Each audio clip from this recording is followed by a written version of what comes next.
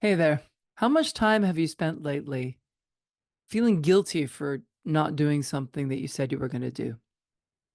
Think about it. I'm going to ask again. How much energy are you spending right now, or have you spent recently, giving yourself a hard time about not doing something that you said you were going to do? It could be clearing your inbox on your email. It could be writing the next chapter of your book. Maybe it's calling that friend that you haven't called in a long time, or giving yourself the self care that you really want. How many of you are holding on to some guilt around not doing what you said you wanted to do? Well, if you're like me, then you're absolutely not alone. This happens all the time. And the key to breaking the cycle is to draw awareness around when it's happening in the moment. So, how do you draw awareness around where you're spending energy? Well, first of all, we stop to listen to what is streaming in your head. Imagine that your brain is like, I don't know, Netflix, right? And that it's a streaming service, streaming the programs, running the same program over and over again. What is running in your mind that is draining you right now? How much energy are you spending feeling badly about not doing something that you said you wanted to do? Well, first of all, guys, I want you to take this moment and take a deep breath in, hold it at the top, and exhale with a sigh or whatever kind of sound you want, and just let it go. Just let go. Ah. I want you to do that again, and I want you to draw in great energy and breathe out any excess negative energy. All right, here we go. Breathing in, and just letting it go. So I'm going to ask you again. What have you been holding on to that you'd like to let go of?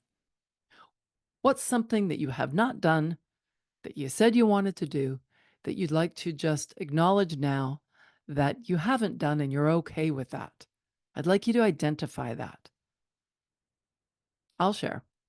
I had a deadline I wanted to make, and it was yesterday.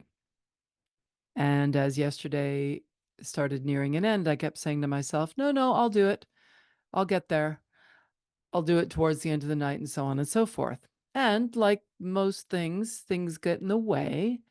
And I had done it really consistently. It was a schedule I had set for myself. And as time started to sort of, you know, end towards the end of the day, I started to acknowledge and let go that I'm okay with not doing it. I'm okay with not doing it. Because you see, when I procrastinate, or when I say that, no, no, I'm going to do it, I'm going to do it, I just increase the guilt factor, right? So it's important to get realistic. And sometimes we just don't have the energy to do the thing that we do want to do. And I wanted to do it, but I just didn't have the energy to do it. So I checked in with myself and I asked myself, what are the limiting beliefs here I have about if I don't do it? And it's amazing the stories that were streaming in my head. And they were silly, they were fictional. I created this story that people are sitting around waiting for me to launch when I said I was going to launch. And, because I've done it before and I always do it. But listen, sometimes, and I'm modeling it here today, sometimes it's important to give yourself grace without guilt. Grace without guilt. It's not an excuse.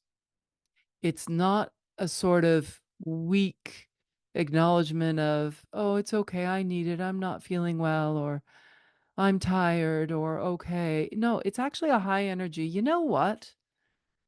I'm okay, and I'm gonna be okay, whether I do it or whether I don't. And the best way that I can take care of myself, ergo have enough energy to either do it or enough energy to feel okay with not doing it, is to ask myself why it's important to me and what's the worst case scenario. What stories do I have in my head that will simply not be truths? How much energy have you spent recently on something that you said you wanted to do, but you didn't? If you were to decide with intention not to do it, you would save yourself so much energy. This is the cure to procrastination, actually, right? Is to check in and narrow that gap between, no, I might do it, right? Where you fill it with all these lies and all this guilt, because the more you don't do it, the more guilty you feel. You're not engaging in the life that you're doing, and you're not engaging in anything. You're not doing the thing, and you're also not engaging in whatever it is you're doing when you're not doing the thing. It's the definition of spiraling, of spinning, of getting stuck on the same episode over and over again. So when you find yourself stuck here, check in with yourself, get realistic, and set a new intention. And that intention is up to you. The intention could be, I'm not going to do it this evening, and I'm okay with that, and I'm going to focus on what I'm doing now and have more energy tomorrow. And then you've got to be okay with that. So you've got to really stay true to what you've decided and honor your decision. No guilt can live in there, okay? Now, if the guilt is going to consume you, well, then the best thing to do is to say, I'm going to get rid of my guilt. Now, getting rid of your guilt has suddenly become the goal rather than doing the thing. Isn't that ironic? So you might check in with yourself first and say, what's more important, doing the thing wholeheartedly and doing it well, or getting rid of the guilt? It's a good question to ask yourself. You're going to discover some things when you ask these questions. You guys, the point is, at the end of the day, we all make choices. We all make choices. And when you push yourself to do something, when you really don't feel energized to do it, and then you end up not doing it, well, then you double its torture. So check in with yourself. Don't waste any time creating news stories about I'll do it later, or make false promises about no, I'm going to do it, and then spend the next day when you haven't done it feeling guilty and wasting more time. Get clear, make a decision. It's perfectly okay to decide not to do it in that moment, and then move forward accordingly. It's so important, you guys, to live in the moment, and each moment is different. We are diverse beings with diversity of thought and diversity of energy. And once we learn how to tune into that and to figure out what frequency, what channel, where we're resonating, that's when we become the most effective.